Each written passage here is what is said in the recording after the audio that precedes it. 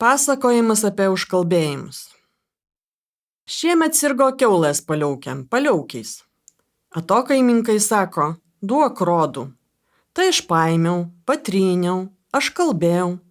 Vaikščiojo ponas Jėzusis prie svietų su cyko mataušių.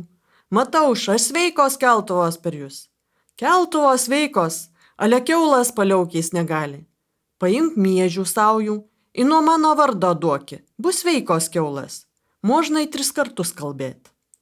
Ak tu mano dievuliau, kap tu žmogaus neratuisi, prastata. Penimagi kiaulė. Pasveiko kiaulė, egi mūsų meitelis apsirgo. Ak aš girdžiu, kuonas jau neėda. Dėl to aš kada tokių štukų laukan išvežti. Eisiu nuo akla pacitvartant, padabosiu. Paėmiau lasdelį, nuvėjau, aš kalbėjau, patryniau. Jau greitai paragavo ėsti, jau sako ėda, tai jau.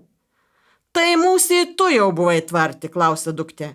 Eko aš teisiu, tai jau mūsų kūdarei, kad paragavo. Iš mani šydzė, kuo tu, sako Bobas, ana žinai.